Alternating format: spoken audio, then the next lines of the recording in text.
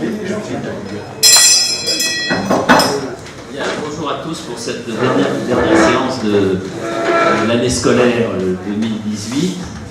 2017-2018.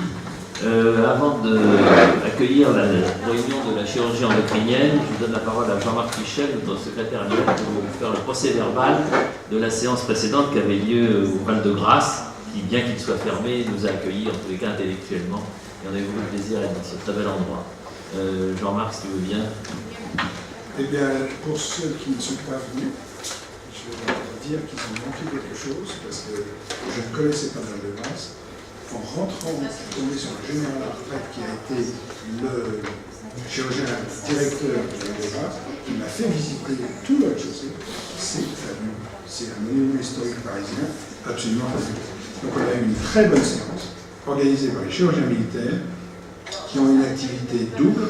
Ils ont une activité en France, dans les hôpitaux des armées, soit à Toulon, soit ici, et une activité sur les lieux de combat que sont le Mali, l'Afghanistan, qu'a été l'Afghanistan, le Mali, et ils nous ont rapporté sous différentes formes ces expériences. Toutes les communications ont été faites par les chirurgiens militaires, et je dois dire que tout était bien. La première communication a été faite par Brice Malgras sur le déploiement en 2017 du module de chirurgie vitale, quelles leçons pour la formation des chirurgiens des armées à l'aube de la réforme du IIIe siècle. Ça, c'est quelque chose qui manifestement leur pose problème. C'est que tous ceux qui vont former, à partir du moment où ils vont former un nouveau module de spécialité, urologue, chirurgien thoracique, chirurgien vasculaire, chirurgien blessé, ils ne vont pas répondre aux critères dont ils ont besoin sur le champ de bataille de quelqu'un qui est capable de faire presque tout. Cette communication a été très très explicite et les commentaires ont aussi été très incitatifs. Le premier commentaire de Xavier Martin, c'était comment doit être formé le chirurgien de catastrophe. Je crois qu'il a fourni la bonne réponse, en CHU en partie, hors CHU en partie, et l'idéal c'est l'alternance. La deuxième question a été posée par Rémi Sanon, qui n'est pas là aujourd'hui, c'est dans ce conflit du Kurdistan, quel était l'âge moyen des blessés? La réponse a été 30 à 40 ans. Richard Millet a posé une question, comment était organisé le transfert secondaire des blessés? Et ça, c'est extrêmement important parce qu'ils ont très bien expliqué que sur place, ils étaient capables de faire beaucoup de choses, mais que compte tenu de la vitesse à laquelle allait le front, il fallait qu'ils puissent faire rentrer les blessés vers l'arrière pour pouvoir avancer plus loin dans le processus de déclenchement de cette guerre, qui sont des guerres extrêmement violentes quand même. Et une question d'Alain Leduc, un peu ironique, disant est-ce qu'il y a encore un intérêt pour le casque de gêné par le. La deuxième communication a été faite par Henri de Lesguen et collaborateurs de l'école de Val-de-Grâce sur les résultats préliminaires de l'évaluation du logiciel Traumasisme. Et alors là, ils ont montré quelque chose de très intéressant, qu'ils avaient mis au point et développé un logiciel d'évaluation de la gravité des blessures, de localisation de ces blessures, et à partir de là, de l'organisation de la prise en charge, soit sur place, soit après le tranchement. Les questions ont été posées par Xavier Martin. Est-ce que ce logiciel a eu des applications civiles? Et la réponse a été oui. Les SAMU de France, et notamment le SAMU de Paris avec Pierre Carly, a participé à l'élaboration du logiciel et souhaite l'utiliser. Et je dois dire que pour avoir vécu dans les derniers jours d'activité chirurgicale les soirées du Bataclan en milieu de CHU, nous, les chirurgiens les plus âgés, c'est ce qu'on dit dans l'autonomie, nous qui avons appris à faire de la chirurgie civile en période de paix, on a été amené à faire dans Paris-Centre de la chirurgie de guerre et on n'était pas formé à ça. La deuxième question a été posée par Richard Hublet. Y a-t-il des perspectives de commercialisation de ce logiciel? Et la réponse a été oui. La troisième communication a été faite par Olivier Barbier et collaborateurs, là encore de l'école de santé militaire, sur la formation initiale du chirurgien militaire et quel est l'intérêt d'un stage en Afrique. Alors là, Richard a eu beaucoup d'humour en disant que nous, quand on était jeunes, on a passé l'internat, on s'est inscrit pour aller faire notre service militaire en Afrique. Et maintenant, c'est le contraire, c'est les chirurgiens militaires qui se posent la question, est-ce qu'ils ont intérêt à aller en Afrique? Et la réponse est évidente, oui. Compte tenu de ce qui se passe en Afrique, dans des pays pleins de guerre, il est évident que les chirurgiens militaires bien formés, je dirais, sans forfaiture aucune, à la française, ont leur place là-bas pour traiter des patients.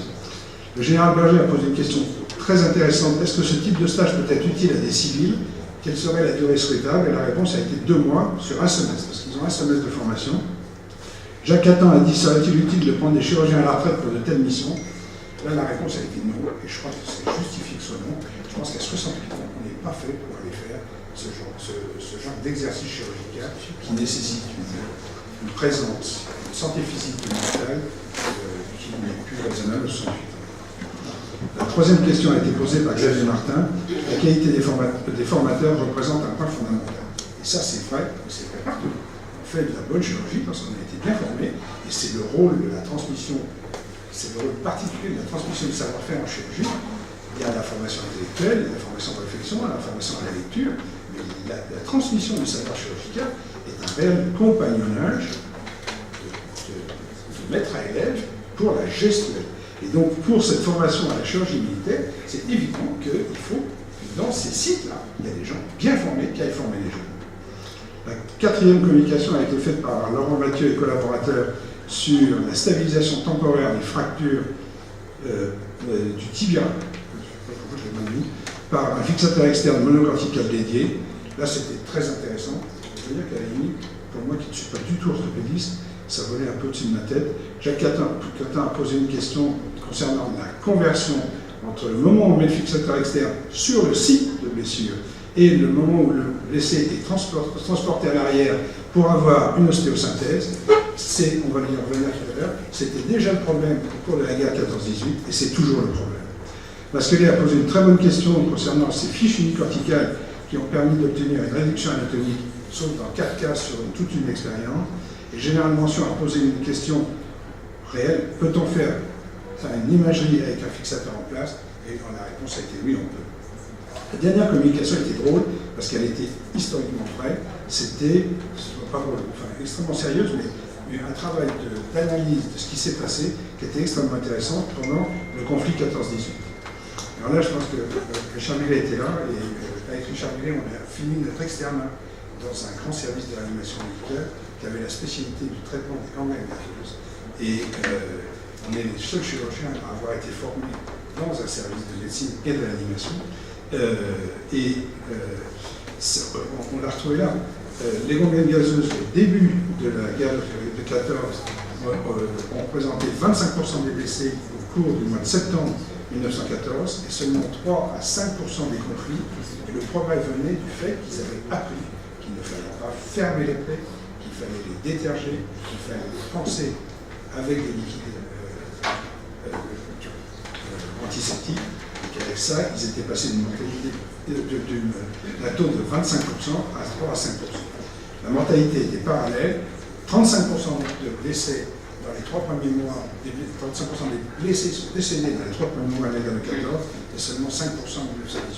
Donc il y a eu, à l'évidence, grâce à l'investissement de nombreux chirurgiens militaires et civils dans ces unités de l'Est de la France, un progrès considérable dans la prise en charge de ces blessés.